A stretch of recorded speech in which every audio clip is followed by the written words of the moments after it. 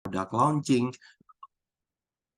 atau mungkin di content management, creative management, atau mungkin doing the press conference, begitu, itu bisa freely untuk discussion, begitu ya, dan ini nggak menutup kemungkinan kok, karena saya suka banget ngajar, jadi nggak menutup kemungkinan hanya terjadi di sesi ini aja ya, gitu. Oke, long story short, kita langsung masuk ke draft materi. Ya, jadi saya rencana ada sekitar 8 pertemuan yang bisa rame-rame bertemu sama dengan Anda semua. Begitu. Jadi start dari hari ini sampai 8 pertemuan ke depan, saya rencana akan ada ini. Dan ini akan menyangkut beberapa topik yang kita akan angkat. Hari ini kita akan ngobrol tentang gathering information. Gimana sih caranya gathering information? Atau scanning the environment. Sorry, ini topiknya aku juga geser ditambahin dengan forecasting demand itu seperti apa sih. Jadi kita bisa belajar sama-sama di sana. Kemudian minggu depan rencana akan lebih spesifik ke STP. STP ini adalah backbone dari marketing. Gitu. Dari sanalah nanti akan mulai bisa muncul ke yang lain, mulai ngomongin produk, price, place, itu ada marketing mix ya, bauran. Kemudian kita ngomongin tentang brand equity, brand positioning, itu seperti apa. Mungkin nanti bisa ada juga namanya brand mantra, begitu. Bagaimana caranya ngembangin brand. Either itu personal branding Anda, atau mungkin itu satu brand yang Anda manage. Jadi kita akan bisa ngobrol di sana. Kemudian nanti akan rencananya akan ada project, jadi akan ada dua project, dua kesempatan project, tapi maksudnya itu untuk masing-masing kita akan bagi sebagai kelompok, begitu, masing-masing akan ada satu kali presentasi, begitu sebagai kelompok. Mungkin di minggu depan saya akan mulai petakan bersama Hadi ya, gitu, nanti timnya siapa aja dan segala macam nanti kita akan infokan melalui mungkin WhatsApp group melalui Hadi, begitu. Kemudian yang terakhir, kita akan ketemu lagi untuk kasih feedback dari teman-teman punya presentasi, dan juga kita akan ngobrolin tentang product life cycle. Begitu. Jadi, nah ini saya rencana mungkin akan ada pertemuan yang ditambahkan waktunya. Gitu. Jadi kalau dilihat di sini ada jam 7.30 kalau memang possible, karena saya kemarin coba cross check sama Hadi, katanya jam 9.40 ada kuliah, begitu. Jadi saya kalau boleh minta waktunya teman-teman, di 7.30 kita bisa mulai start untuk presentation, begitu. Jadi kita akan mulai presentasi di 7.30, kemudian itu nanti akan sekitar 1 jam untuk satu tim, kemudian 1 jam kemudian untuk tim yang lain. Begitu, kita akan sama-sama belajar di sana. Begitu.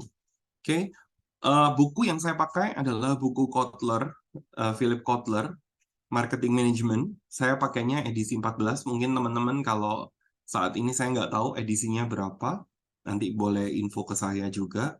Tapi kalau memang teman-teman membutuhkan untuk soft copy-nya, saya bisa share nanti.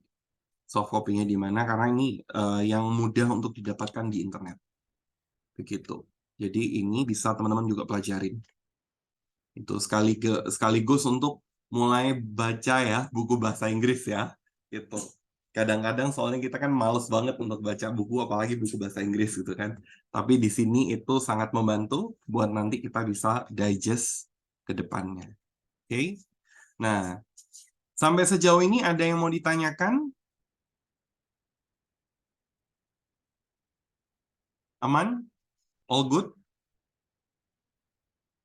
Oke, jadi saat ini saya lagi ngobrolin tentang collecting information and forecasting demand, atau mengumpulkan informasi yang berhubungan dengan marketing dan juga bagaimana memprediksi demand yang ada di pasar. Begitu. Yang penting adalah gini loh, kita tuh ngumpulin data tujuannya untuk apa sih? Tujuannya untuk memutuskan sesuatu keputusan yang berdasarkan dari market sendiri, which is kita itu kalau dibilang namanya marketers, seorang marketers, nggak mungkin terlepas dari namanya market, gitu. Jadi seorang pemasar nggak mungkin keluar dari namanya pasar itu sendiri.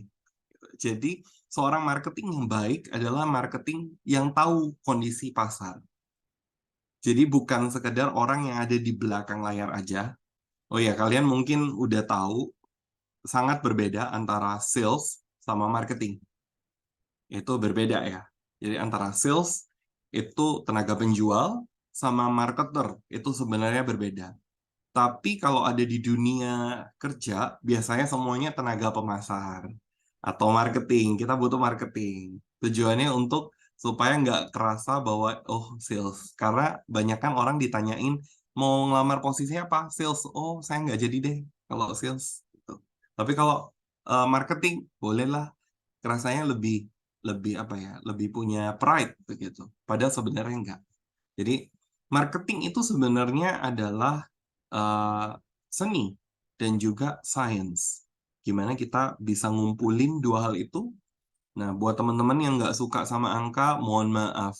Di dunia marketing itu kita selalu berkutat dengan angka. Gitu.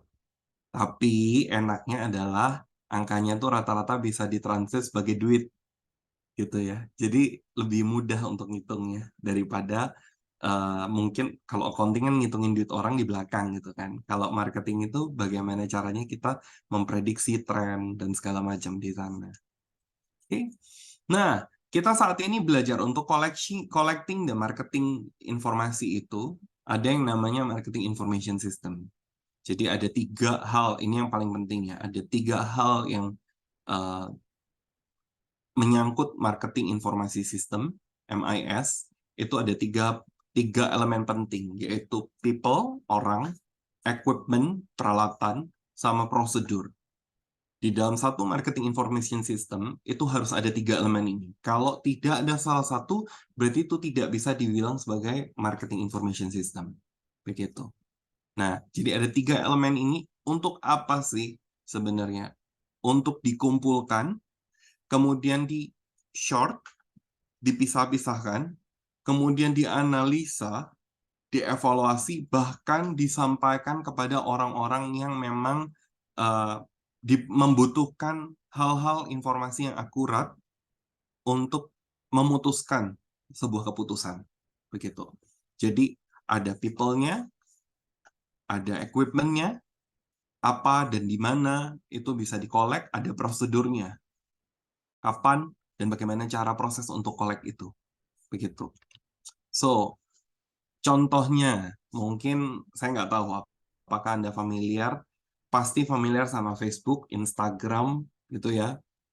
Saya masukin di sini, ada contohnya, ini misalkan total follower, sekian, oh ada new follower, sekian, gendernya apa, berapa, kemudian ini adalah hasil dari MIS. Begitu. Facebook Page Insight, orang yang masuk ke page Facebooknya kalian bagaimana, posting yang di like itu berapa, itu salah satu yang namanya marketing information system. Atau mungkin dashboard untuk Google Analytics, begitu di sini. Ini adalah informasi yang bisa kita absorb, bisa kita ambil, gitu. Mungkin kalian pernah ngelihat biasa kan, kenapa sih orang pengen jumlah view-nya di follower atau view-nya di Instagram Reel atau like-nya itu bagaimana caranya itu bisa tinggi. Nah, itu adalah bagaimana cara kita mengkolek marketing information system. Termasuk misalkan penjualan. Penjualan di sini misalkan actual Januari bagaimana, tahun kemarin bagaimana, tahun ini bagaimana, itu targetnya seperti apa. Ini adalah salah satu contoh bentuk dari marketing information system. Nah, bagaimana caranya connect? Bagaimana caranya, sorry, bagaimana caranya collect the information? Ada 4 sebenarnya. Jadi di sini bagaimana caranya collect the information. Tapi saat ini kita bahas 2 dulu. Yang pertama adalah internal records, gitu. Pencatatan di internal. Dan yang kedua adalah marketing intelligence system, begitu. Oke, kita masuk ke satu-satu dulu. Internal records. Nah, internal records itu ada salah satu metode yaitu order to payment. Order to payment itu ya namanya order to payment, berarti dari pesanan, dari barang dipesan sampai itu dikirim invoice-nya. Invoice itu nota penjualannya. Sampai itu dibayar sama klien. Jadi mulai dari barang, nanti jadi piutang, barangnya persediaannya berapa, dipantau, mana yang sudah lunas, mana yang belum lunas, itu adalah order to payment cycle. Jadi bisa tahu tuh, misalkan, oh kira-kira produk yang ini barangnya kita kejual berapa, kita masih punya persediaan berapa, begitu. Jadi ini adalah data yang bisa kita pakai untuk menganalisa. Itu namanya order to payment cycle. Yang kedua adalah sales information system. Namanya juga sales information system, berarti semuanya berhubungan dengan penjualan. Jadi dia tidak melihat inventory atau apa, atau piutang atau apa, dia nggak ngelihat. Dia ngelihatnya adalah semua tentang penjualan. Jadi misalkan saya ngambil di sini contoh ada box, barang-barang box, ada barang-barang festif misalkan, ada barang-barang houseware, ada yang jualan B2B, furniture, dan segala macam. Box ini seperti kayak apa ya? Mungkin container box yang dimaksud. Jadi ini ngambil penjualan container box itu sejauh mana sih? Begitu. Jadi oh penjualannya 2021 dia segini nih. Oh ternyata 2002 bisa meningkat parah ya. Begitu. Jadi kita bisa ngelihat sales information system tuh seperti itu. Kita collect semua data tentang sales. Kita bisa lihat oh, ini YoY itu year on year ya. Pertumbuhan dari tahun ke tahunnya itu misalkan di Jawa Timur dia paling tinggi nih. Pertumbuhannya bisa sampai 1,5 M gitu. Kita ngelihat di sini semua penjualan seperti ini. Oh, ternyata Jawa Timur paling tinggi misalkan. Kemudian oh di sini Kalimantan Timur dia naik 2% begitu. Nah, dari sini kita bisa lihat, kita bisa cari tahu kok bisa dia naiknya sampai signifikan ya 1,5 M, atau kok dia bisa turunnya bisa 581. Maka strategi apa yang nanti akan kita lakukan? Apakah memang di Kalimantan Selatan ternyata salesnya resign misalkan, atau oh ternyata di situ ada kompetitor masuk. Nah itu yang kita bisa cari tahu melalui di sini, melalui di sales information system begitu. Kemudian yang ketiga itu database, warehousing, data mining. Ini dia udah mengkolaborasikan beberapa sumber data. Contohnya aku ambil kayak Lazada, Shopee, Tokopedia, pasti pada tahu semua gitu.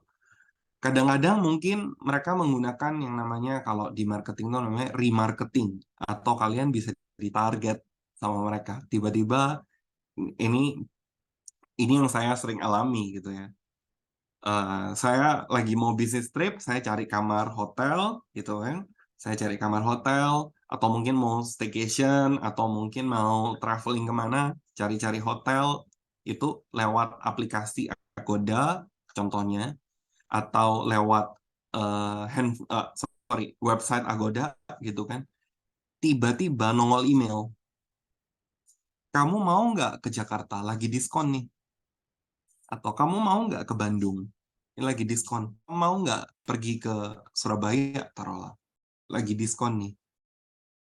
Jadi itu bisa keluar karena adanya database data mining. Jadi seolah-olah kita diikutin sama AI, kalau yang pernah dengar kan ya. Jadi seolah-olah kita diikutin, lalu ditarget gitu. Kita baru buka cari hotel, maka keluar semua tuh. Mau email kah, mau kadang lagi scrolling Instagram, tiba-tiba harga di hotel yang kemarin kamu cek lagi turun loh gitu. Nah ini ngomongin tentang ini ya. Kemudian contoh Traveloka juga sama, melakukan hal yang sama begitu. Traveloka juga melakukan hal yang sama gitu. Jadi mereka bermain dengan database, mereka bermain dengan data mining. Kamu lagi suka travel kemana? Kamu lagi suka buka Instagram yang ke arah mana nih? Makanan kah? Hotel kah? Kamu akan dibidik di sana. Nah, ini yang namanya internal records yang bisa diambil sama perusahaan dari apa ya, journey-nya kalian. Jadi journey-nya customer begitu. Sama juga Shopee kadang tiba-tiba muncul tuh make up gitu kan. Tiba-tiba muncul nih celana jeans yang paling baru ini nih gitu. Tiba-tiba kita cari misalkan lagi nge-Google salon terdekat atau misalkan hairstylist yang bagus apa. Tiba-tiba dia nongol nanti di Shopee kamu. Tiba-tiba apa namanya? Hair dryer ini lagi diskon loh, atau make up ini lagi salon ini lagi diskon loh gitu. Jadi itu adalah internal record yang bisa ditarik sama internal mereka dan sudah dijalankan sebagai AI, plus ditambah mereka punya stok. Nggak mungkin kalau mereka nggak punya stok terus dipromosiin ke kamu begitu.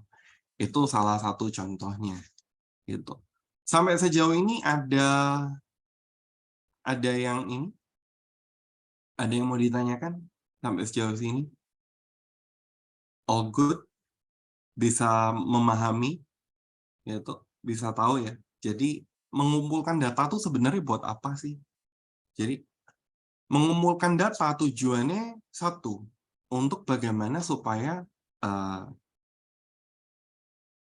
supaya penjualan itu bisa meningkat dan memang mentargetkan dengan orang yang tepat, gitu.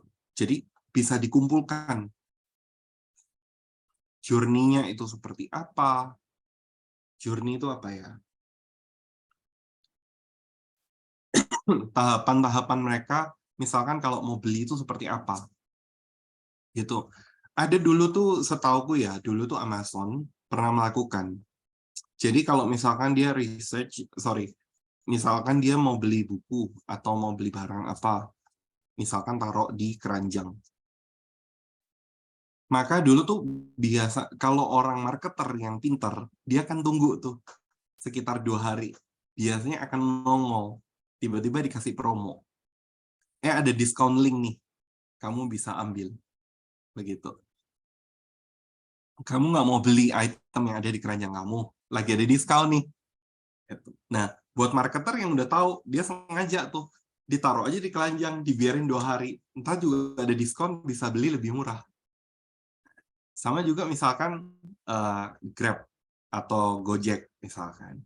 Di sana pun sama. Jadi data yang dipakai itu rata-rata supaya bisa membidik customer-nya, supaya customer-nya itu bisa cepat untuk decide beli atau enggak. Begitu. Sampai sejauh sini aman? Oke, kita lanjut ya.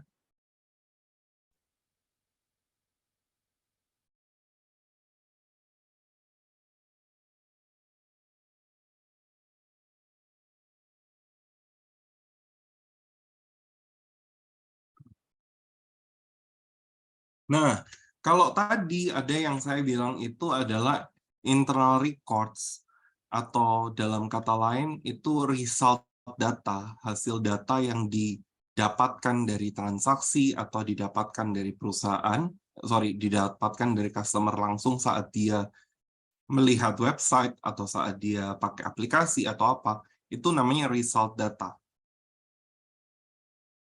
Nah, ternyata result data itu nggak cukup, karena kita membutuhkan juga yang namanya happening data. Begitu. Happening data ini namanya adalah marketing intelligence. Gitu. Marketing intelligence ini macam-macam. Bisa didapatkan dari baca buku, lihat koran, atau mungkin berita, begitu ya, newspaper. Tapi newspapernya dari tempat yang memang reliable, begitu. Kemudian ada trade publication, itu ada kayak buku yang dipublish atau mungkin jurnal yang dipublish begitu. Atau bisa juga ngobrol langsung sama customer, ngobrol sama supplier, ngobrol sama distributor. Monitor sosial media yang ada di internet. Trennya lagi happening itu apa? Makanya biasanya kita menggunakan yang lagi happening itu TikTok, lagi lagu ini lagi ngetren begitu. Atau misalkan meeting dengan perusahaan lain gitu. Nah, itu bisa dilakukan untuk cara mendapatkan data-data yang ada. Nah, salah satunya misalkan, jadi zaman waktu sekitar 2019 ke 2020, itu kan kita kena pandemi ya. Sekitar pandemi itu masuk di Indonesia kurang lebih sekitar Maret-April lah, begitu. And then di sana, semua kebanyakan itu shutting down. Yang kedetek kan ngomongnya di Jakarta duluan. Gitu. Padahal kita nggak tahu lah ya, karena orang China juga banyak kan masuk juga. Bisa masuk ke Jakarta, bisa masuk ke tempat lain juga nggak ada yang ngedetek saat itu. Nah, taruhlah masuk ke Jakarta. Kemudian semua orang udah mulai kena COVID, kemudian mulai dan segala macam. Tiba-tiba direction dari perusahaan tempatku bekerja waktu itu kita berubah. Itu mantan bosku, dia bilang gini, kayaknya kita nggak bisa doing the business. Dia bilang gitu. Kita coba cari opportunity gimana caranya untuk kita bisa doing branding. Apalagi saat seperti ini. Gitu. Saat itu aku dan tim akhirnya langsung berdiskusi dan kita ngobrol sama bos begitu. Kita ngobrol sama bos.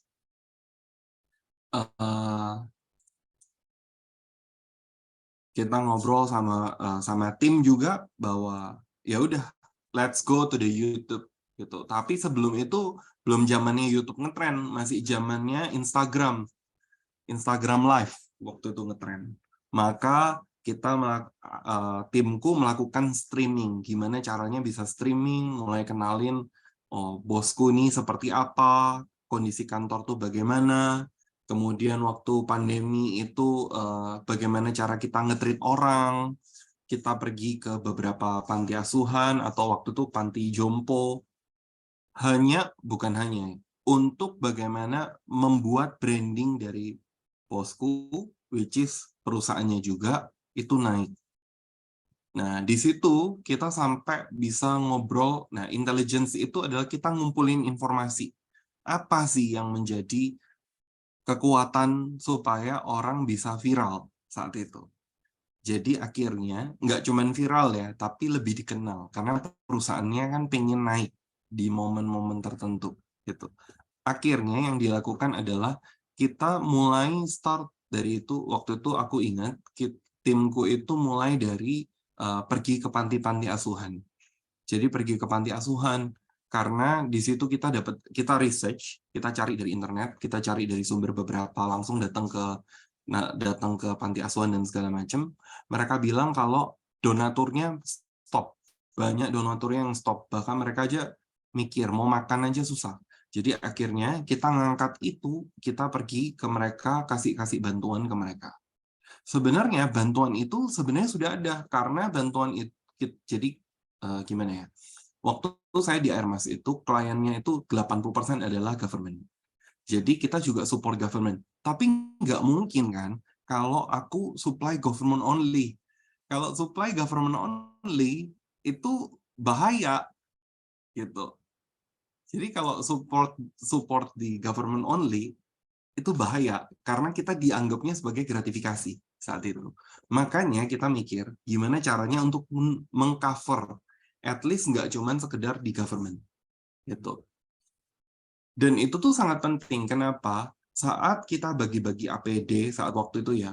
Jadi begitu kena pandemi di info kita langsung gercep. Waktu itu kecepatan sangat penting. Gercep kita cuman kirim hand sanitizer, disinfektan dan segala macam ke beberapa kementerian. Itu aku masih ingat itu salah satu kepala kementerian kita kirimin 2 jerigen hand sanitizer sama ada peralatan APD karena mereka harus tetap ngantor gitu kan. Selang seminggu setelah kita kasih dapat transaksi itu 4M. Jadi you have to know this gitu. Kadang ada beberapa hal yang kita pakai seperti CSR, tapi itu ujungnya balik lagi informasi-informasi yang kita gather, informasi yang kita kumpulkan, tujuannya adalah untuk gimana caranya boosting sales dan performance perusahaan kita. Jadi setelah kita kirimkan disinfektan dan segala macam, mereka, oh iya, ada satu perusahaan ini dia concern sama personal gue gitu. Maka waktu itu dia ngeklik belanja kebutuhan IT itu bisa sampai 4M di tempatku. Satu kementerian gitu. Dan itu beberapa kementerian. Jadi saat kita bagi-bagi ya aku bilang bisa ngomongnya itu apa ya, hand sanitizer dan segala macam itu alat kesehatan. Sales tiba-tiba sales manager datang ke tempat saya gitu. Dia bawa makanan, dia bilang, terima kasih ya, kita deal nih 4M. Itu yang membuat kita seorang marketer jadi happy gitu. Ternyata apa yang kita lakukan itu signifikan terhadap perusahaan gitu. Nah, yang kedua, setelah itu kita kan larinya ke YouTube. Ini sambil sharing ya, kita lari ke YouTube. Nah, di YouTube ini pun kita mencari banyak informasi yang kita dapatkan. Contoh saat itu ya, kalau nggak salah itu dulu ada yang namanya Ria SW. Aku nggak tahu apa kalian salah satu fansnya atau bukan, gitu ya. Dari Ria SW ada waktu itu Kevin Hendrawan, kemudian ada Kevin Hendrawan dulu itu waktu itu Koko Review, Miao Auk itu gamer. Kemudian dulu kalau makanan itu Ria SW sama dulu belum ada Magdalena. Dulu tuh ada Koko Buncit, ada apa sih Tan Boy Kun ya itu ya. Dulu kan mereka duluan nih sebenarnya gitu. Nah, mereka melakukan itu duluan. Nah, kita tuh sampai nge-review jam berapa mereka posting. Karena saat itu tuh penting. Jam berapa mereka posting YouTube-nya mereka. Itu kita bener-bener follow. Sampai akhirnya kita tuh mikir, waktu itu gimana caranya aku dapat 100.000 subscriber, which is silver play button. Waktu itu lagi marak-maraknya Baim Wong bagi-bagi giveaway. Banyak orang ada di rumah nih, gitu. Baim Wong bagi-bagi giveaway. Lalu langsunglah kita gercep nempel sama Baim, itu sama Mas Baim, kita cari koneksi ke sana, kita nempel. Gitu. Nah, barang yang di giveaway sebenarnya adalah barang-barang ini, sorry to say ya, ini dapurnya marketer gitu kan. Sebenarnya adalah barang-barang giveaway yang di tempatku itu mau dijual pun susah karena lagi pandemi. Akhirnya kita kolaborasi. Ya udah, aku keluarin stok yang mati ya kan barang-barang elektronik.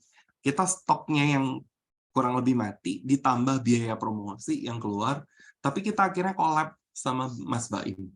Begitu. Dia dapat komputer, dia dapat laptop, saat itu aku nggak bisa jual gitu. Karena kan pandemi, susah. Apalagi power bank dan kawan-kawan tuh banyak banget.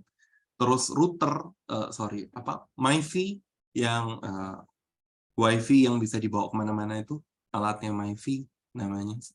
Itu. Di sana kita bisa lakukan collab dengan total harga saat itu ya itu 300 juta. Aku bisa deal setiap hari aku bisa promosiin barangku di tempatnya Mas Baim. Gitu. Dan itu very good deal. Kenapa?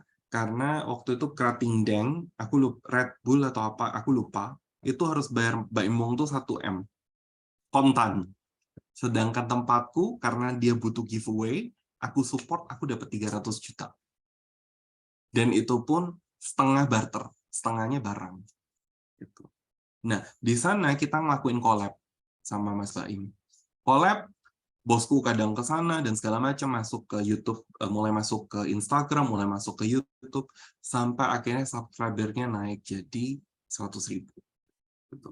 Nah, sebenarnya informasinya dapat dari mana? Nah, informasinya cari what happening, apa yang lagi ngetrend di pasar. Gitu. Kemudian setelah kita udah achieve 100.000 subscriber, gitu kan, nah bosku udah mulai keranjingan. Oh, kayaknya famous enak nih. Gitu. Dia bilang, kalau kita bisa dapat silver play button, aku mau golden play button. Waktu itu keluarlah, waktu itu kalau nggak salah saya ingat, kita nyari informasi tuh sampai datang ke TV, cari-cari korek-korek informasi gitu kan. Apa yang lagi happening. Dan saat itu kita dengar netizen mulai ngeluarin, lu lihat gak sih itu ada Lesti sama Bilar. Saat itu belum nikah ya. Gitu. Ada Lesti, ada Lesti, ada Bilar lagi dijodohin. Kalau nggak salah kan kisah cintanya mereka hampir sama kan ya backgroundnya gitu. Jadi kita ngelihat, oke, goalnya adalah bagaimana caranya dapat 1 juta subscriber, kayak gitu. Kemudian kita bilang, oke, berarti ini aku bisa kolaborasi sama mereka, gitu. Saat itu kolaborasi akhirnya kita minta tolong karena ada koneksi ke Mas Tukul, kita minta tolong, lanjut akhirnya bisa datengin mereka berdua datang gitu ke podcastnya mantan bosku itu. Dan akhirnya di sana pecahlah sudah. Karena kebongkar ternyata mereka ada hubungan di belakang. Cuman hubungannya mereka itu kan kelihatan nih saat di off cam. Itu mereka udah bilang, jangan on cam ya. Oke. Jadi banyak hal itu yang kelihatannya dipublish di luar itu somehow udah direncanakan di belakang. Jadi akhirnya kita mulai tuh bangun story, deketin mereka dan segala macam. Dealingnya juga kita dapet dealing khusus sampai akhirnya mereka mulai dari awal kisah cinta dan segala macam itu salah satu YouTube-nya tempatku yang bantuin supaya bisa naik karena dapat win-win solution. Aku dapat subscriber, mereka juga ya dapat duitnya, dapat pamornya gitu. Sampai akhirnya di timku itu ada handle community, itu udah jadi kayak bapaknya Leslar itulah. Itu bener sampai bikin itu temu kangen lah sama meet and greet sama Leslar lah sampai begitu tuh. Nah, tapi ini as a marketer kamu harus tahu satu tujuannya untuk apa. Sebenarnya tujuannya kan untuk nge-brandingin perusahaan gitu. Cuman ada kalanya tuh lepas dari kontrol karena ya mau back again ya. The owner is the key gitu. Ownernya masih kebablas, suka di sana, akhirnya dia berkolaborasi banyak sama artis-artis gitu. Dan ujungnya nggak ada habisnya anyway gitu. Tapi dari sisi kita as a marketer, kita melihat ini apa yang bisa dicari. Makanya akhirnya waktu itu kita coba ngelihat how we can connect. Akhirnya connect-nya ya aku juga dapat kesempatan, ya terima kasih yang di atas gitu, dapat kesempatan meskipun kerjanya tuh minta ampun. Saat pandemi orang-orang banyak kan dikasih udah kamu bekerja dari rumah. Timku itu tidak pernah bekerja dari rumah, jarang banget kerja dari rumah, apalagi mereka harus syuting dan segala macam. Tapi di stretch kapasitinya sampai sebesar itu dan akhirnya kita bisa collab sama uh, Raffi Ahmad di sana. Kita bisa collab sama beberapa artis ternama lah. Sampai juga ada pernah itu ngundang podcast Deddy Corbuzier, terus ngundang podcast juga sempet yang paling lucu tuh ya, yang paling lucu adalah ngundang Miley Cyrus gitu. Bener ya namanya Miley Cyrus ya gitu. Ya, itu lucu banget tuh. Kenapa? Karena dia itu sebenarnya podcast di tempatku. Setelah podcast itu dia buru-buru pengen cepet pulang. Dia bilang, "Oh, aku ada urusan ke Bandung," gitu kan. Dan ternyata malamnya dia ketangkep lagi di hotel itu lagi ya pakai obat lah gitu. Lagi ketangkep di sana. Ternyata di Jakarta. Kita juga yes, ya gitulah dunia. Somehow kalau di dunia perartisan juga kita harus tahu di mana batasnya kita gitu. Oke. Nah, informasi itu kita balik lagi ya. Informasi itu kita cari dari banyak sumber. Jadi nggak cuman sekedar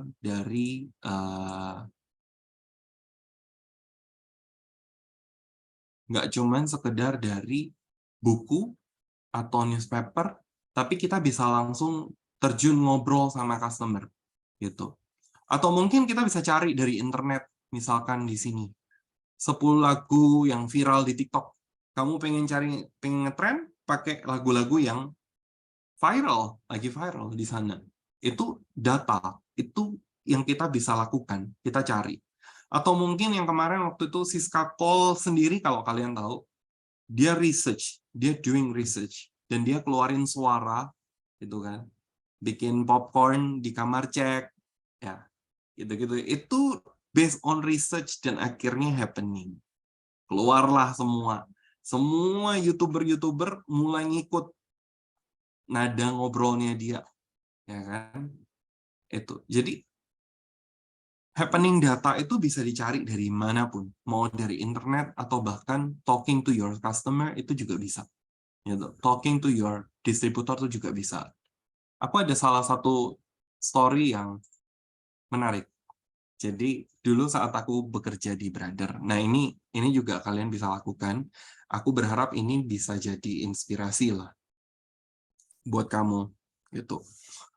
Contoh waktu itu dulu aku mau luncur. Jadi waktu itu aku marketernya di Brother, perusahaan printer ya.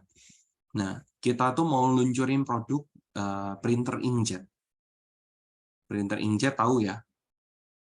Kita mau luncurin printer inkjet. Tapi kita masih nunggu momennya kapan kita harus luncurin ini produk. Gitu. Dari marketing, ya ini balik lagi ya. Kita melakukan marketing intelligence. Ke mana kita ngobrol sama suppliernya which is kan dari Jepang. Kita buat datengin barang. Oke. Kemudian dari customer kita ada deal bisa datengin kapan. Oke, barangnya udah ready sebenarnya. Sorry, barangnya sebenarnya lagi ongoing di kapal jalan ke Jakarta. Jadi belum publish nih. Tapi kita mendengarkan juga dari customer. Customer kita which is distributor dan toko-toko besar. Kita dapat data, dapat informasi dari mereka bahwa Epson sedang mau meluncurkan printer inkjet juga. Yang waktu itu namanya masih refill gitu. Bisa refill tapi dari apa namanya? Orisinil, pakai tinta orisinil. Gitu. Dulu kan kalau tinta pakai apa ya? Dibikin bukan orisinil kan. Tintanya kan isi ulang sendiri gitu kan dulu. Nah, ini yang lagi mau transform ke isi ulangnya bisa beli di Epson. Atau isi ulangnya bisa beli di Brother. Gitu. Langsung tanpa kamu harus beli tinta yang bukan original, bukan asli. Gitu. Nah, saat itu kita dengar informasi bahwa Epson juga akan meluncurin. Kita cek dari semua dealer, bukan dealer sih, distributor sama master distributor yang dekat sama kita, mereka udah bilang, Epson akan ngeluarin misalkan taruhlah ya di bulan September. Gitu. Nah, yang terjadi adalah, jadi kita bikin, jadi waktu itu aku bersama sales manajernya, kita ngobrol, gimana caranya bisa ngambil marketnya. Jangan sampai orang udah keburu beli Epson duluan dibanding keburu beli kita. Maka kalau Epson udah rilis, kita mau udah habis lah. Karena market leader-nya adalah Canon, Epson itu masih jadi market leader di segmennya tinta, printer tinta ya. Gitu. Kalau printer laser mungkin kita udah menang karena mainnya korporat. Tapi kalau printer tinta itu Canon, Epson tuh nomor 1, nomor 2. Brother tuh apalah itu mungkin nggak dikenal sama orang waktu itu. Dan akhirnya kita nyelip loh, karena informasi yang kita udah dapet dari distributor, kita nyelip. Barangnya sebenarnya belum datang, tapi kita udah bikin gathering peluncuran produk ini, kita gedein, ketemu sama media, ketemu sama dealer-dealer, dan kita mulai jual. Gitu. Dan saat kita jual duluan, mereka dikasih komitmen. Kamu mau nggak komit, tak kasih harga spesial, tapi kamu komit dan kamu akan ambil. Mereka tanda tangan kontrak. Dari situ kita mendapatkan kurang lebih sekitar waktu itu, kalau nggak salah ya, pembelian awal aja itu kurang lebih sekitar 6M. Begitu. Dan mereka udah komit untuk beli sama kita. Nah, yang jualan printer Brother itu juga jualan printer Canon, juga beli jualan printer Epson. Nah, yang jadi sorotan adalah saat kita gather informasi itu dan kita melakukan duluan, ternyata kita menang di pasar. Jadi uangnya yang mereka udah terabsorb duluan ke kita, baru printer Epson-nya muncul. Paham ya? Di sini. Jadi waktu itu misalkan Epson harusnya luncurnya September, aku harusnya luncurnya Oktober. Tak duluin gimana caranya September awal aku harus luncur. September awal aku luncur, nawarin kan jualannya bukan ke customer, jualannya ke toko-toko. Kita langsung jual ke toko. Kamu mau nggak komit? Kalau kamu mau komit, aku kasih kamu harga spesial. Oke, gue komit. Oke. Nanti barangnya akan dikirimnya Oktober ya. Gitu. Oh, oke, nggak apa-apa. Yang penting gue dapat harga murah. Toko biasa begitu. Kita kasih komitmen, kita raup dulu dong uang, maksudnya raup untuk penjualannya dulu kita ambil. Gitu. Dan ternyata Epson baru muncul di September setelah kita udah luncur. Jadi Epson penjualannya nggak bisa lebih maksimal dari kami saat itu. Jadi ini penting untuk di dunia marketing. Hal-hal kayak gitu tuh bisa terjadi. Makanya informasi jangan sampai sering bocor. Kalau misalkan aku ketemu orang Epson mungkin cuma ngomongin kurang ajar lo ya, gitu. Duluin kita orang, lu bisa raup segitu keuntungan. Tapi it's a marketing intelligence. Bagaimana caranya kita bisa dapetin semua data dan kita bisa melakukan itu lebih baik. Itu. Oke. Kemudian aku juga kasih contoh dari beberapa. Ini di sini itu contohnya, ini adalah statistik perasuransian di Indonesia. Ini kita bisa cari gitu. Jadi waktu kemarin kita dapat potential client, dia yang mau masukin insurance di Indonesia tuh gimana? Kita mau bersaing sama mereka gitu. Nah, ternyata data-data itu nggak perlu aku cari dari luaran. Tapi data-datanya perusahaan mana aja yang bisa dibidik kalau misalkan kelihatan, sorry itu saya ya, ini kecil banget. Kalau yang penjualannya di 0011 dan segala macam, aku nggak ambil gitu. Jadi kita nggak akan mau cari ke sana. Kita carinya yang gede nih. Asuransi jiwa in health misalkan, Astra Aviva. Jadi kita bidiknya ke sana. Kalau yang bawah-bawah ini kita nggak mau bidik. Udah langsung, udah ini datanya aku eliminate aja. Daripada kita wasting time untuk jualan ke mereka, gitu kan. Lebih baik kita langsung ambil yang besar. Big chunk-nya di mana? Kita langsung deketin. Orang in health, orang kimia farma waktu itu kita langsung deketin mereka. Dibandingkan kita harus tanpa data, kita mau masuk kemana. Gitu. Itu contohnya.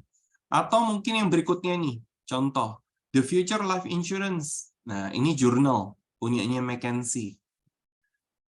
Kemudian ada Marketline, gitu. Juga kita biasa kalau di Indonesia, untuk marketing, kamu bisa mulai baca-baca yang namanya marketing.co.id. Aku bukan promosi ya, tapi ya kalau kalian tahu itu namanya top brand, itu munculnya dari sini nih, yang research. Jadi di sini dia bilang 2023 itu shopping yang lagi besar tuh siapa? Nomor 1 Shopee, nomor 2 Tokopedia, nomor 3 Lazada, nomor 4 Bukalapak, seperti itu. Ya, orang belanja tuh lebih banyak kemana? Nah, kalau dari data ini, contohnya ya, dari data ini kita bisa lihat, Shopee itu rata-rata penggunanya siapa? Most likely Shopee, ya ini dari data yang kita udah dapat ya. Most likely Shopee itu wanita. Barang-barangnya kebanyakan fashion. Apalagi yang kecil-kecil tuh, make up yang murah-murah itu, atau alat make up itu yang murah-murah itu banyak kan dijual di sana. Gitu. Mau apa sih itu namanya? Buletan yang buat mengeratain apa itu. Nah, kayak gitu-gitu tuh banyak sekali yang kejual di Shopee. Tokopedia kemudian. Oh, yang kedua Tokopedia. Yang ketiga Lazada. Apakah memang Shopee lebih bakar duit lebih banyak dibanding Tokopedia atau Lazada? Atau mungkin promonya bagaimana? Ya, itu bisa juga dicek. Jadi, banyak hal yang bisa kita dapatkan informasi yang lagi happening itu dari sumber-sumber yang seperti ini.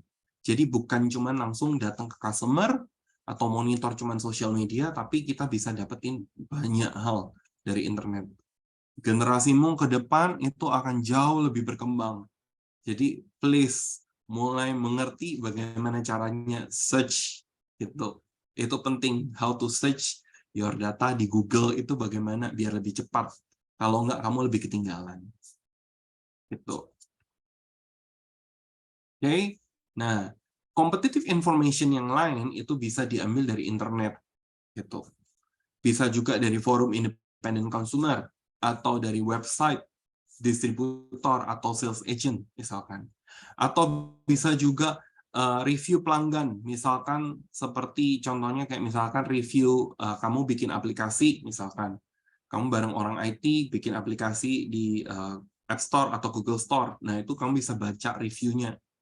Itu reviewnya, oh lagi nge-like semua dan segala macam. Atau mungkin kamu bisa juga baca dari sosial medianya sosial medianya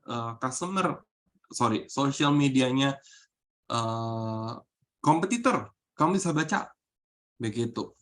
Contohnya, misalkan taruhlah apa ya itu, Dota misalkan. Dota dia ngelihat trennya kemana nih misalkan. Sorry, aku balik ya. Mobile Legend gitu. Nggak tahu mungkin di sini ada yang main Mobile Legend gitu kan. It's so famous. Mobile Legend main gitu kan. Dia kan kiblatnya kalau kamu lihat awal-awal kiblatnya ke Dota gitu.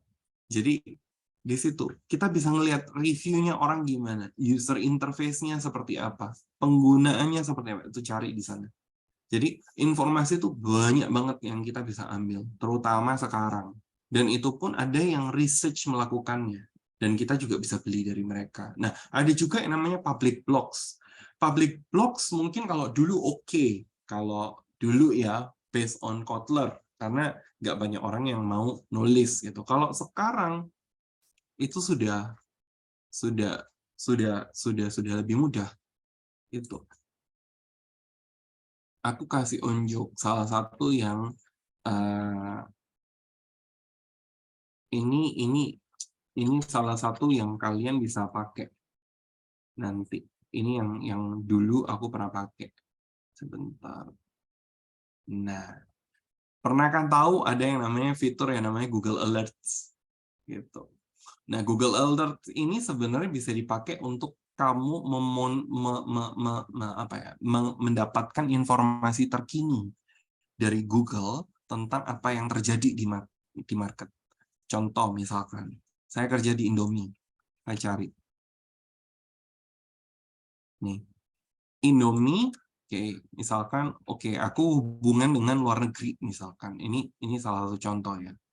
Ini yang as it happens, itu berarti langsung begitu dapat info, kamu akan langsung bisa di email.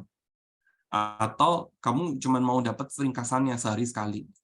Atau kamu bisa sekali seminggu, biar emailmu nggak penuh. Tapi mereka akan rangkumin buat kamu.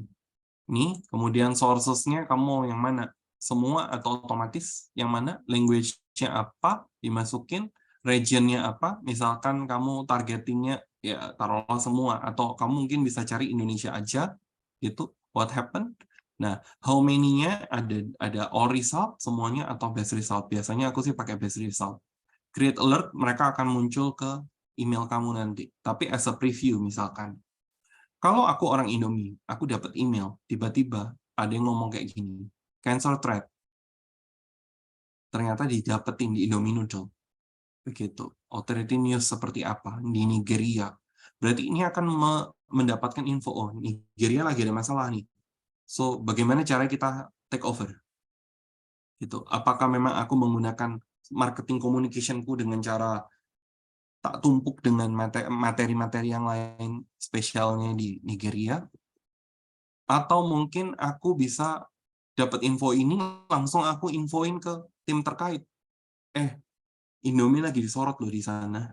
Ternyata mereka bilangnya apa gitu. Jadi dari sini dari Google Alert kalau kamu pakai itu kamu bisa dapat informasi yang up to date gitu. Or maybe you can search your name misalkan gitu. Taruhlah ya. Ini absurd sih gitu.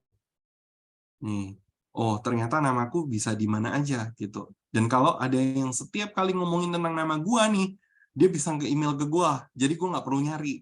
Nah, itu juga ada hal yang penting. Atau misalkan contoh kayak dulu Brother Printer, ini yang aku lakukan sih dulu. Dan aku dulu minta tim, kita punya anak magang yang buat ngeliatin media, kita ngeliat sini. Brother Printer, terus kita masuknya yang di Indonesia, karena kan Brother banyak ya. Jadi kita taruhnya di Indonesia, oke, dan kita cek ini Inggrisnya juga jadi Indonesia.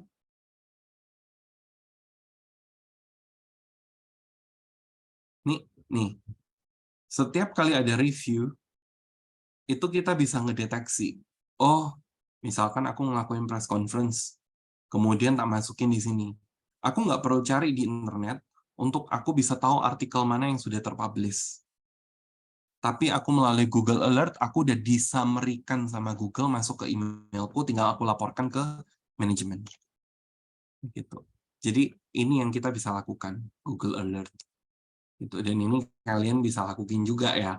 Kalau misalkan nanti taruhlah ke depan kamu mau cari skripsi bahannya apa, kamu bisa melakukan dari sini. Lumayan dapat informasi, lumayan kalau ada happening apa kamu bisa langsung tahu. Gitu. Kemudian aku tinggal dikit lagi sih. Sebentar ya.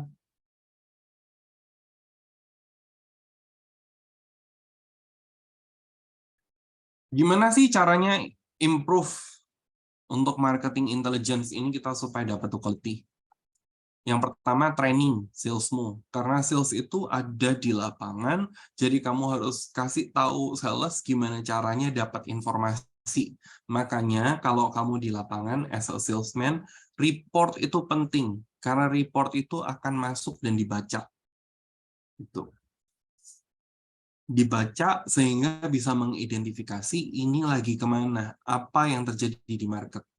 Kalau kamu sebagai kamu sebagai marketer, use your sales untuk dapetin informasi karena mereka yang ada di lapangan, kamu kebanyakan pasti kan di belakang meja. Gitu. Yang kedua, bangun hubungan sama distributor, retailer dan segala macam karena kamu bisa dapat informasi. Contoh aku tadi udah kasih ya. Karena hubunganku yang dekat sama beberapa distributor dan retailer, kita dapat info Epson mau luncurin barang. Tanggalnya pun kita dapat. Makanya kita bisa lebih dulu nyelip dia. Tuh. Yang ketiga, hire external expert to collect intelligence. Gitu. Ini juga bisa dilakukan, misalkan kamu hire Big Four company untuk doing the research, misalkan. Mau tuh Big Four tuh kayak PwC, EY, KPMG, gitu. Atau Deloitte begitu. Atau kamu lakukan network internally dan externally. Contoh misalkan aku punya teman di Epson, gitu. Aku bisa ngobrol sama mereka. Ngomong personal ternyata belakangnya ada intelnya. Nah, jadi itu hati-hati ya. Karena banyak bisa dilakukan. Pengen tahu restoran itu famous atau enggak, kamu bisa melakukan ini kan. Nah, setup a customer advisory panel di Indonesia jarang sih. Di Indonesia tuh jarang. Kalau di luar tuh bisa. Jadi mereka punya customer yang dijadikan prioritas menjadi namanya advisory panel. Jadi kalau ada apa-apa duluan tuh mereka yang diinfoin duluan. Begitu. Jadi mereka merasa, oh gue dapat privilege nih. Padahal ya mereka juga digunakan oleh perusahaan. Yang berikutnya, take advantage from government data. Contoh aku tadi udah kasih, data dari OJK aku bisa cari, bisa ambil, dan itu for free di OJK. Nah, dari sana kita tinggal cari, diolah, dapat deh. Tinggal aku mau approach yang mana. Yang terakhir, purchase dari outside research. Contoh ada AC Nielsen, ada McKinsey, tadi ada Marketline, macam-macam. Gitu. Dan data itu, apalagi kayak sekarang ya, aku kerja, kalau sekarang kan aku kerja as a consultant, data itu penting. Bahkan kemarin itu aku baru tahu. Jadi kenapa sih research yang besar itu orang berani bayar mahal gitu. Buat dapetin tools-nya aja, jadi itu ada tools yang which is dipakai sama temanku, karena temanku lebih ke arah finance and financial ya, financial and capital growth. Dia bisa ngelihat nih, oke, tinggal masuk ke satu dashboard. Dashboard itu dia tinggal buka, oke, gudang garam lagi harganya lagi turun atau bagaimana, dividennya bakal muncul kapan, keluarnya kapan, semua datanya itu ada di sana. Begitu. Jadi kalau mau trading itu jauh lebih gampang untuk menganalisa, tapi ternyata harganya untuk softwarenya itu aja kita anyway karena kita advisor kecil dan kita punya beberapa tim di advisor besar gitu kan. Kita dapatnya itu dari sana. Kalau suruh beli sendiri, jujur nggak sanggup. Karena harga dashboardnya itu untuk satu user, sorry, dia hitungannya 3 user per tahun itu 750 juta. Gitu. Hanya untuk dapetin akses ke dashboard itu. Gitu. Jadi, bagaimana cek marketing intelligence itu, it's so important. Gitu ya. Nah, selain itu ada analyze the macroeconomics. Di situ kamu bisa baca intinya Fed itu yang short term. Contoh kayak kemarin konser Blackpink di Jakarta, nah, itu happening begitu tuh It's just only short term. After selesai, clear. Gitu kan. Trends itu bisa juga misalkan apa ya? Misalkan aku catat trends itu ini BCA debit contactless. Itu buat kalian yang aku tadi Fed itu contoh lato-lato gitu. Kemudian trends itu BCA debit contactless. Jadi kalau zaman sekarang itu bisa pergi ke Singapura, kamu tinggal tukerin kartu di BCA, kamu bisa pakai itu sebagai payment. Jadi nggak perlu kamu harus tuker Singapura dolar. Itu lagi ngetrend sekarang. Itu teknologi centric. Atau mungkin megatrend, contoh kayak kemarin pandemi. Itu jadi salah satu megatrend. Nah, ini ada lagi identify the major forces. Ini tujuannya adalah ada hal-hal lain yang bisa memengaruhi your company. Contoh Bluebird sama Gojek, karena technological, Bluebird itu kegeser. Aku nggak tahu kalau di Samarinda seperti apa, tapi kalau di Jakarta atau Surabaya itu banyak, atau di Bali mungkin Bluebird itu banyak kegeser yang namanya kena Gojek sama Grab. Waktu itu makanya banyak yang komplain, apalagi di bandara sempat ada pemboikotan dan segala macam, itu yang terjadi gitu. Atau mungkin kebijakan Go Green, contoh plastik sampah udah nggak boleh lagi, kantong kresek gitu plastik udah nggak boleh lagi di Jakarta sama di Bali. Di Bali berubah jadi kantong dari ubi. Kalau di Jakarta rata-rata Anda bawa tas sendiri, kalau nggak ada ya kamu bisa beli tasnya gitu. Contoh itu. Nah, sangat simpel, aku bisa infokan, nanti bisa aku share juga. Jadi kalau ngomongin forecast, ngeramal, itu sebenarnya kita ngelihat di sini. Ada potential market, ada available market, ada target market semakin kecil ya, sama ada penetrate market. Ini. Potential itu yang paling besar, semuanya bisa. Semuanya masuk. Available tuh yang bisa beli punyamu, atau yang umurnya cukup. Target market itu bisa lebih kayak hal yang ditargetin gitu, yang ditargetin seperti apa ya. Terus penetration market itu di sini yang kamu udah pernah beli sama kamu itu masuk. Ini ngomongin tentang forecast. Anyway, sebelum masuk ke sini ada yang aku tadi kelupaan, ada yang mau ditanyakan. Aku kecepatan kah? Aku nggak bisa dengar suaramu. Aman? Ya, diaktifkan audionya yang mau bertanya. Ya, aman, all good. Sampai sejauh ini tadi. Gitu. Jadi aku supaya juga tahu teman-teman bisa paham ya. Kalau nggak paham nanya loh ya. Jangan sampai nggak bisa dapet poinnya. Gitu. Oke, lanjut ya. Nah, sebenarnya selain yang tadi, gimana cara kita ngumpulin informasi, yang terpenting kemudian adalah bagaimana caranya kita bisa mengelola data dan itu provide ke manajemen supaya manajemen bisa memutuskan. Salah satu data yang kita bisa tarik itu bisa akan bermuara ke yang namanya forecasting. Kita bisa meramalkan kira-kira ke depan ini akan seperti apa gitu. Makanya, tapi itu namanya juga ramalan ya. Jadi bukan sesuatu yang pasti. Sama seperti kayak misalkan aku sekarang ada di konsultan, kita lagi assisting salah satu distributor plastik, dia sebenarnya kayak jualan ember, gayung gitu kan ya. Gimana sih caranya itu bisa naikin, atau container box gitu. Gimana sih caranya naikin salesnya? Kita handle tuh dari tahun lalu. Aku dan tim itu handle dari tahun kemarin. Ya, tahun kemarin. Dalam 1 tahun tuh kita bisa naikin sales-nya dia itu sampai lebih dari 48%. Itu selama setahun. Biasanya kalau di distribusi itu naiknya kurang lebih sekitar 15% aja udah bagus. Apalagi masih masa-masa pandemi ya, 2022 kan. Itu kalau 2023 lain cerita. Gitu. Nah, kemudian tapi kita bisa melihat dari semua data yang kita kumpulkan, kita bisa kurang lebih memperkirakan nih, sales-nya harusnya capai di mana. Jadi bagaimana cara untuk set target untuk sales itu juga dari data yang kita udah gather, kemudian kita olah, kemudian kita jadikan sales target. Sehingga kalau ngomong sama salesnya, kenapa di target segini? Itu ada rasionalnya. Nggak sembarangan, kamu pokoknya target tiap tahun naik ya. Gitu. Tapi ada rasionalnya. Ada informasi yang kita dapat, sehingga bisa make an agreement sama mereka. Kalau kamu bisa achieve target berikutnya ini, kamu bisa dapat persentase dari komisimu lebih besar, taruhlah. Atau kita bisa bikin bertahap, macam-macam. Jadi itu yang kita lakukan. Nah, balik lagi untuk di masalah forecasting.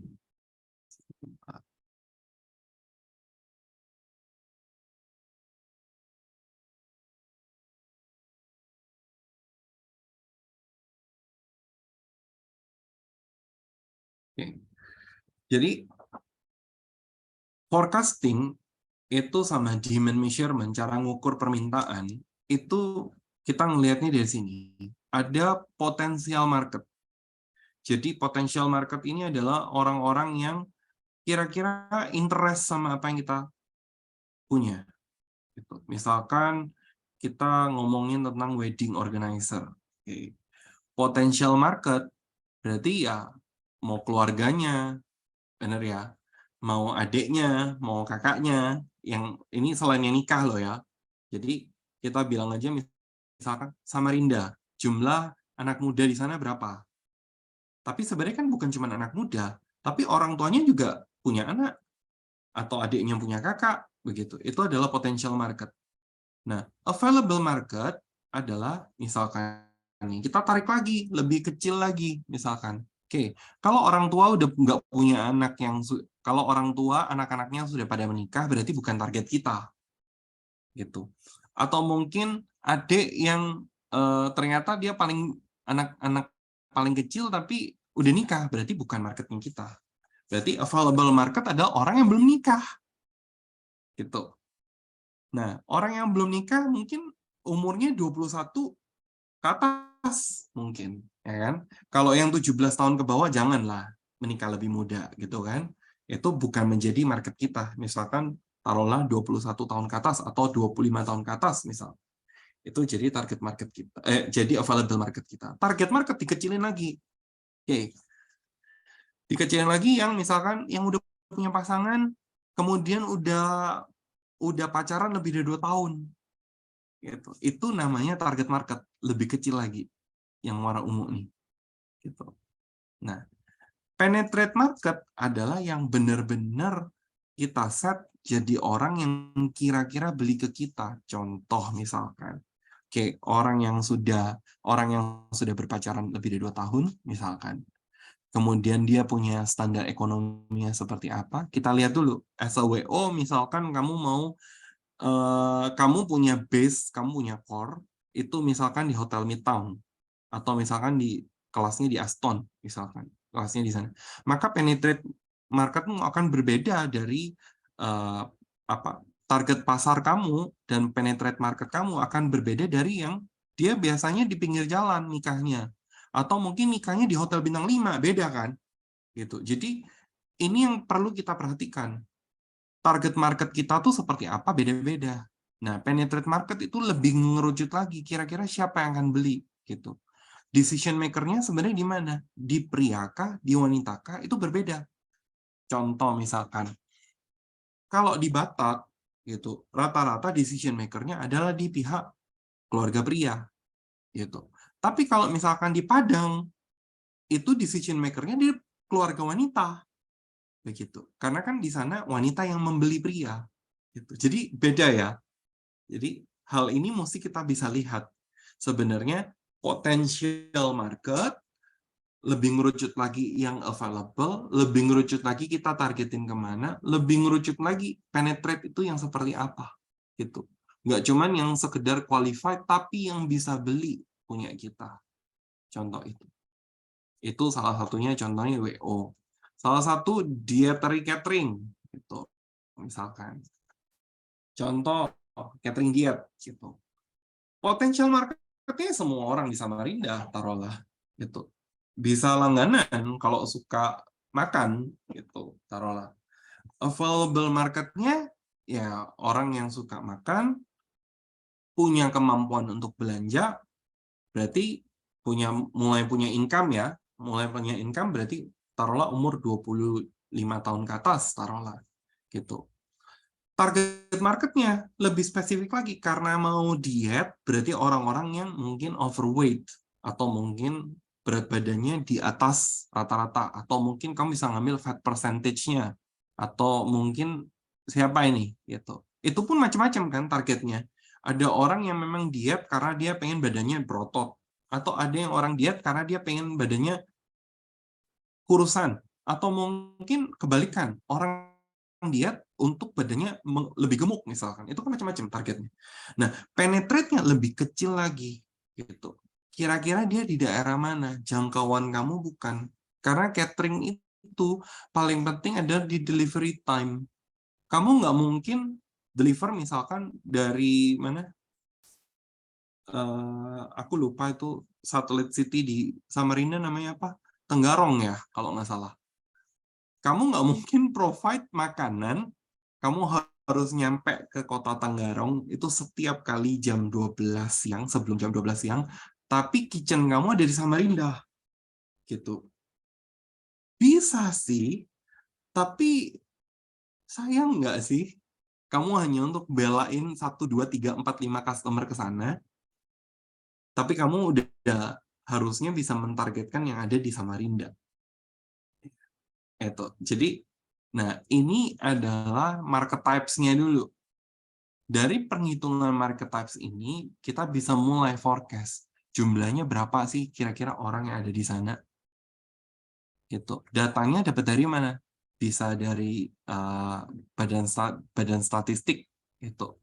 Atau bisa dari internet, bisa dari sources macam-macam. Kamu bisa dapat. Gitu. Itu. Kemudian lanjut ya. Nah, yang biasa dipakai kalau di tempat kita, itu namanya adalah TAM-SEM-SOM. Itu. Gampangannya ngomongin TAM, SEM, SOM. Total Addressable Market, itu untuk TAM. SEM itu Serviceable Available Market. SOM itu yang Obtainable Market. Itu. Jadi, misalkan, ini tadi ya, ngomongin dietary catering, misalkan. Addressable market yang kamu bisa udah masuk ke yang tadi nih, target marketmu.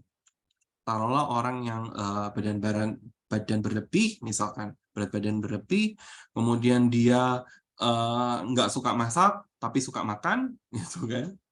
Nah, itu masuk ke total TAM, masuk ke TAM. Serviceable, SEM, masuk ke SEM, gitu. Itu udah masuk misalkan kayak tadi, teritorinya di mana? Oke, kamu bisa ngambilnya radius berapa? Karena harus dipikirkan radius untuk delivery-nya itu sejalan atau enggak. Kalau nggak sejalan, ada yang request, kamu bisa pertanyakan mau kamu ambil atau enggak. Tapi kalau misalkan dia nyempal nih jauh, berarti itu udah nggak available buat kamu. Udah di luar. Jadi itu yang di kuning ini, tapi nggak masuk di hijau muda. Gitu. Oke. Balik lagi, setelah itu akan lebih realistik lagi yang bisa kamu dapat, namanya SOM, Serviceable Obtainable Market, yang bisa kamu provide delivery dengan baik, yang bisa kamu kasih makanan dietmu tuh lebih baik, lebih fresh, yang bisa kamu antar, gitu. Atau mungkin kalau yang memang masuk ke SEM, taruhlah gitu ya, tapi mereka punya microwave. Jadi kamu punya packagingnya kamu ubah jadi yang microwave friendly gitu. Jadi kamu bisa kirimnya lebih pagi taruhlah, tapi mereka bisa angetin makanannya sehingga tetap fresh misalkan, atau tetap menjaga rasanya. Jadi itu yang bisa dilakukan. Yang kita lakukan biasanya adalah time samsung. Kita cek dulu time-nya berapa, SAM-nya berapa, SOM-nya berapa. Untuk penghitungannya sebenarnya ada metodenya. Cuman kali ini aku nggak nge-share. Karena it's too early for you guys untuk kamu ngelihat ini, ntar kamu pusing. Gitu. Yang berikutnya, how to estimating the future trend. Gitu. Sama, collecting-nya tadi informasi dari survei langsung dari buyer intention kamu. Bisa. Gitu. Bisa interview nih sama calon pengantin, kan dia nanya-nanya nih misalkan. Ya tadi di WO ya, dia nanya-nanya. Aku mau range aku segini, partisipan kamu undangannya mau berapa? Misalnya, oh aku 250 packs atau 500 packs atau 1000 packs, itu kan berbeda gitu. Rata-rata dia ngundangnya siapa nih? Kolega sampai ke teman-teman atau bagaimana? Kalau misalkan aku dulu di Surabaya ya, yang diundang tuh biasanya bukan apa namanya? Bukan teman-temanku kalau nikah. Yang diundang itu pasti teman-teman ayah dan ibuku. Kebanyakan. Nah, itu bisa dicek dari sana. Oke, berarti kalau misalkan teman-teman ayah dan ibuku, berarti mereka di jamunya harus standarnya bagaimana? Gitu. Berarti itu kurang lebihnya seperti itu ya. Sama. Nah, kalau misalkan kamu bisa melihat itu secara global dari data yang kamu collect, maka sebenarnya kamu bisa melihat future trend-nya ke arah mana. Gitu. Apakah dia mau nikah outdoor? Apakah dia mau nikah indoor? Apakah dia mau nikah misalkan dari Samarinda dia pergi ke Bali untuk nikah? Atau misalkan dia pergi kemana? Itu kamu bisa dapetin the trend-nya di situ. Dari sana. Yang kedua, composite of the Salesforce opinion. Contoh, aku nggak mungkin bisa cari data, aku harus pergi ke Samarinda untuk bisa melihat langsung toko-toko yang ada di sana. Gitu. Aku nggak mungkin bisa langsung datang ke sana untuk survei. Bisa, tapi akan memakan banyak waktu. Yang bisa aku lakukan adalah aku minta sales-nya dari klienku untuk bikin report visit gitu. Kamu di sana ngapain aja gitu. Di sana itu jualan barang apa? Taruhlah dia punya merek, taruhlah Lion Star gitu. Di sana ada jual Simpo nggak? Di sana ada jual Easy Box nggak? Seberapa banyak mereka display di toko? Karena kan biasa kalau toko biasa gudangnya ya toko itu juga gitu. Berapa banyak nih? Mereka mulai nyetok nggak yang 150 ml gitu. Jadi kita mesti ngelihat dari sana. Gimana caranya? Nggak mungkin kita yang ngelihat. Kita minta tolong sales kita yang jalan ke sana untuk ngelihat. Kadang mereka bisa datang bawain foto, mereka isi, kita bisa dapat datanya. Dari sana kita bisa forecast. Kalau orang itu sudah beli misalkan, kalau orang itu sudah beli Simpo yang 150 mili, berarti aku bisa nawarin berikutnya Lion Air, kamu bisa tawarin tuh. Kok Lion Air, sorry, Lion Star. Gitu. Ya, kamu bisa tawarin tuh si Lion Star gitu. Dia biasa jualan ember gitu. Biasa kalau jualan ember itu dia juga jualan gayung. Ya kan? Kalau jualan ember doang, biasanya orang pasti juga nyari gayungnya nggak ada. Gitu. Jadi dia akan cari gayung juga. Gitu. Makanya sekalian ditawarin. Oke, kalau gitu kita bikin. Karena forecast-nya misalkan, taruhlah kemarin Lebaran. Lebaran biasa yang paling banyak dikasih ke orang, produknya dia apa? Lunchbox, bukan lunchbox. Apa? Itu loh, tempat makan yang tempatnya kue nastar. Right? Biasa kalau Lebaran kan kasih nastar, kue sagu, macam-macam kan ya, buat dibagi-bagiin ke kerabat atau teman atau apa, tukeran kue gitu kan, bener ya? Nah, maka penjualannya dia, kita akan ngomong, kamu push di kotaknya itu, jualan kotaknya nastar, Tapi kamu push-nya jangan waktu lebaran, kamu baru jualan itu. Bubar marketnya. Tapi kamu 2 bulan sebelumnya, kamu udah mulai push. Kamu mulai pasarin. Bila perlu dari perusahaan, bikin promo. Gitu. Kamu beli 10 gratis 1. Itu. Atau mungkin ini, kalau kamu beli dengan cash, aku potong berapa persen. Paham ya? Gitu. Jadi itu bisa dilakukan dengan cara kamu forecast dulu. Apa yang biasanya trennya seperti apa? Oke, kalau mau lebaran, pasti kue nastar itu laku. Orang mau bikin kue nastar, atau orang mau jualan kue nastar, berarti dia butuh yang namanya kotaknya. Kotaknya ini harus di-push untuk penjualan sebelum lebaran. Tapi kalau setelah lebaran, kotak ini bisa nggak di-push? Udah nggak guna. Paham ya? Langsung sales-nya pasti drop. Nah, dari situ kita tahu bahwa kayak, oke, kita ganti. Jangan ini lagi yang kamu push. Gitu. Misalkan, setelah lebaran apa yang terjadi? Bentar lagi seasonnya libur sekolah, kemudian masuk sekolah. Berarti apa yang mesti dilakukan? Kotak makan, lunchbox, botol minum kecil. Jualan lah itu. Jadi bikinlah program promo. Karena melihat, oke, bentar lagi seasonnya apa ini? Anak masuk sekolah. Kalau anak masuk sekolah, biasa orang tua pasti sanguin botol minum, sanguin kotak makan, bener ya? Itu yang di-push. Gitu. Jadi jangan jualan gayung sama ember lagi. Jualannya lagi jualan di sini. Gitu. Paham ya? Jadi itu yang bisa dilakukan kalau kita benar-benar bisa estimating the future trends. Caranya gimana? Kita lihat. Salah satu contohnya tadi kita lihat adalah, ntar aku share lagi ya.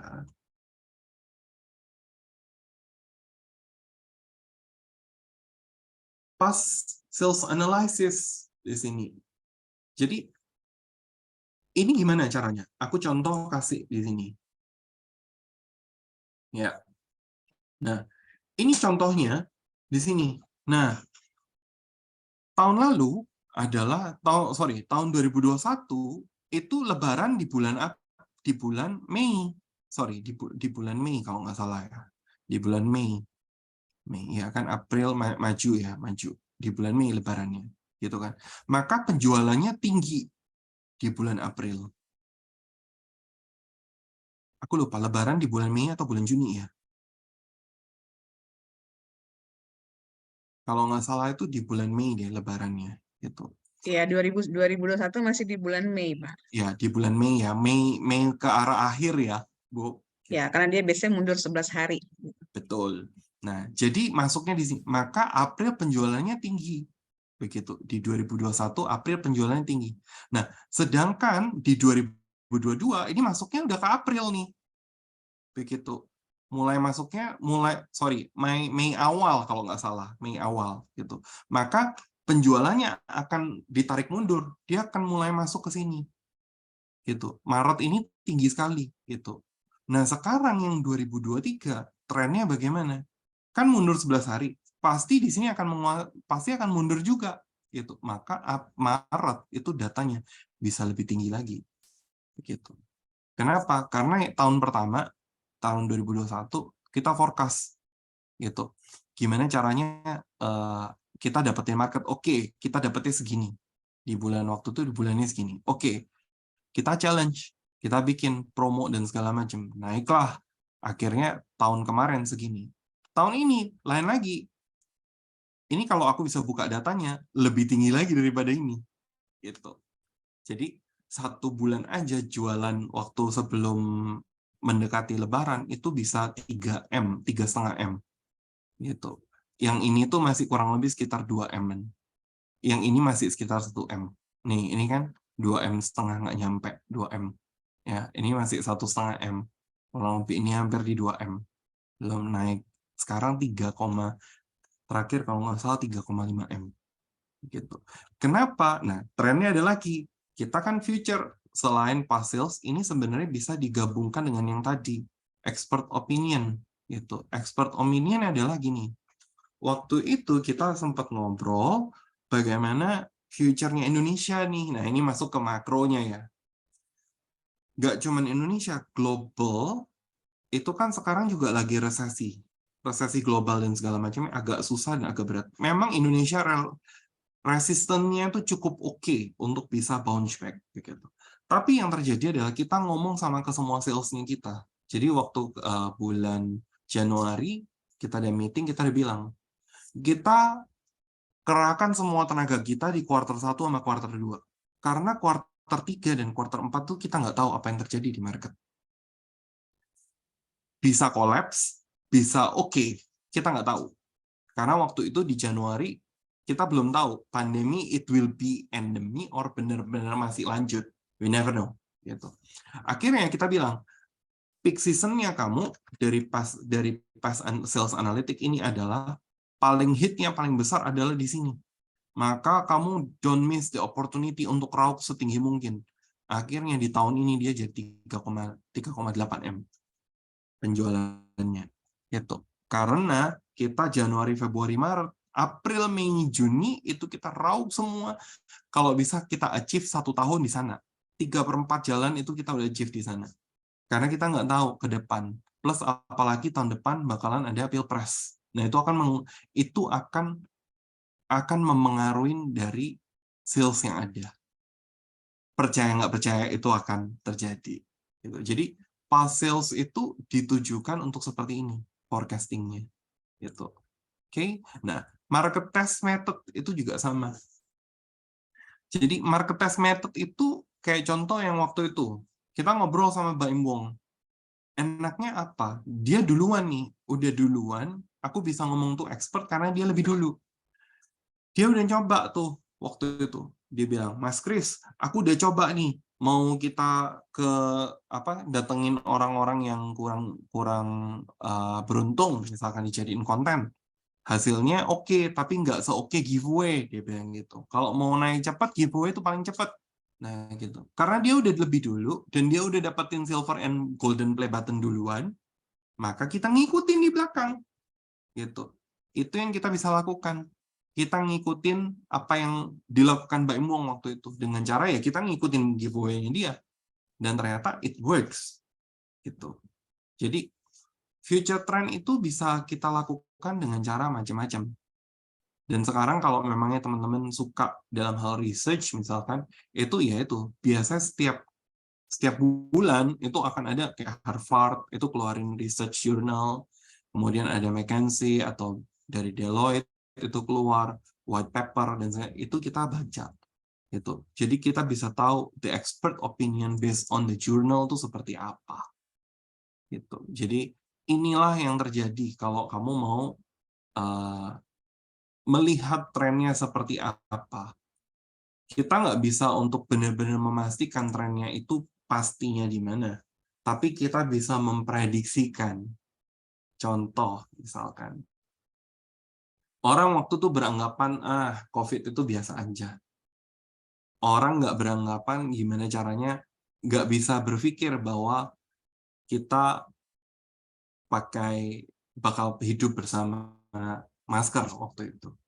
Tapi yang terjadi sih itu kalau kita sudah bisa memprediksikan bahwa orang akan berdampingan dengan masker saat itu ya, mungkin kamu udah impor masker duluan. Kalau kamu impor masker duluan nih, wah tajir mendadak waktu itu.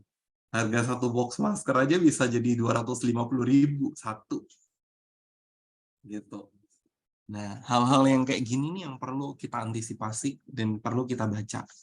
Makanya pentingnya market intelligence, pentingnya untuk data record, internal data record, supaya kamu bisa memprediksi future trend itu akan ada di mana. Gitu. So far sampai sejauh ini aman? Ada yang mau ditanyakan? Aman, Mas. Ada yang mau ditanyakan? Ada, Pak. Ya, apa nah? Maaf, webcam saya tidak bisa hidup, Pak. Oh, oke. Tadi kan Bapak kan ada jelaskan tuh tentang report visit kan, tuh. Mm-mm. Oh ya, saya mau nanyakan aja. kegunaan kita memakai report visit itu apa ya Pak ya? Supaya balik lagi dari Ya. data visit itu kamu bisa tahu apa yang terjadi di market itu seperti apa, barang yang lagi ngetren tuh yang mana. Jadi sehingga kamu bisa kasih tahu, intinya misalnya nih, sales melakukan report visit mungkin dia nggak tahu mau ngapain, tapi data itu kan di pass through ke manajernya, dari manajernya masuk lagi pass through ke marketing manager, atau mungkin pass through ke owner. Dari situ owner bisa tahu kira-kira gue harus bikin promo apa untuk naikin penjualan gue. Gitu. Kira-kira harus ada apa nih? Toko ini misalkan, kalau kamu visit, toko ini baru kebakaran. Gimana caranya ownernya yang misalkan ada di Jakarta tahu bahwa toko itu kebakaran kalau salesnya nggak visit dan nggak kasih laporan. Paham ya? Dengan salesnya misalkan toko itu kebakaran, kasih info salesnya, toko ini kebakaran. Maka ownernya ngelihat relasiku dengan toko ini bagus nggak? Kalau relasiku bagus dengan toko ini, maka kita bisa kasih, sorry nih, aku bisa kasih sebagian dari hasilku, atau kamu bisa tak kasih utangan lebih panjang lagi. Hal yang kayak gitu tuh penting untuk relasi. Gitu. Oke, so far ada lagi yang mau ditanyakan? Baik Pak, terima kasih. Terima kasih, Henry. Kalau gitu, untuk sesi hari ini kita bisa sudahi. Di sini ada berapa orang? Maaf. 19 total ya. 19 partisipan. Maksud saya untuk jumlah orangnya, soalnya mau bagi kelompok, nanti mungkin Hadi bisa info ke saya ya, jumlahnya berapa. Jadi nanti kita bisa tektokan untuk pembagian kelompok. Oke. Saya izin untuk print screen lagi ya, teman-teman ya. Tanda kita sudah selesai mengakhiri sesi ini. 1, 2, 3.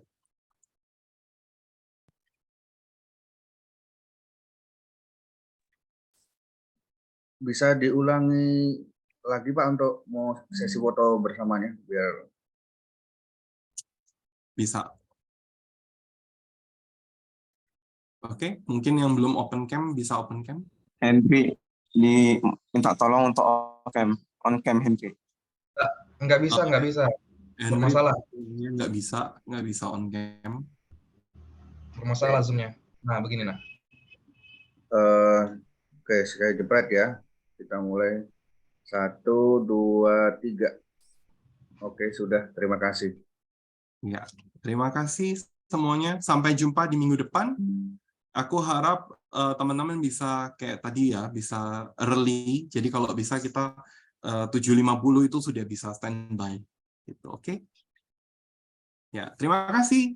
Terima kasih Bu Eka. Iya, baik Pak Kris. Terima kasih atas materi yang wah sungguh menurut saya kita berbagi pengalaman yang sangat berharga buat mahasiswa kita.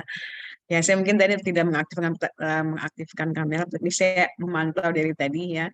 Ada mahasiswa kita, rekan-rekan mahasiswa kita, mudah-mudahan mereka bisa mendapatkan ilmu yang bermanfaat hari ini. Terima kasih juga buat Pak Yoga Ahmad Ramadan sebagai koordinator praktisi dosen proses mengajar, kemudian kepada Mas Slamet juga sebagai adminnya untuk kegiatan Zoom kita hari ini. Ya, untuk selanjutnya nanti saya serahkan juga kepada Pak Kris untuk minggu depan. Mungkin kalau saya agak telat masuk, ya silahkan untuk memulai ya duluan. Ya karena mungkin agak cepat karena kemarin tadi saya lihat ada yang 2 jam sesinya, ada yang 2 jam lebih ya. Jadi diminta waktu sebelum waktu ini. Silakan Pak Kris, nanti bisa aja langsung ke adik-adik mahasiswa kita. Ya. Baik, mungkin saya tutup juga ya. Terima kasih Pak Yoga dan semuanya, terutama kepada Pak Kris Surya Sugianto yang telah membawakan materi pada hari ini. Buat rekan-rekan mahasiswa, saya ingatkan lagi, sebisanya Anda mengaktifkan kamera. Ya, jadi kita seperti biasa kita kuliah di kelas ya, jadi tetap kita stay. Kalau memang ada sesuatu Anda bisa izin. Saya tutup, selamat pagi menjelang siang, karena di sini sudah jam 9:30 Pak Kris ya. Jam siang, Assalamualaikum warahmatullahi wabarakatuh. Waalaikumsalam warahmatullahi wabarakatuh. Ya, bisa Terima kasih, live. Pak Ah, Kris, ya, Bu Eka. ya, sama-sama Pak Yoga. Saya izin live. Saya izin live ya, Pak. Ya, Terima terima kasih. kasih. Diinformasikan Ya. mungkin kepada teman-teman agar dapat mengisi link absensi yang telah disediakan. Terima kasih.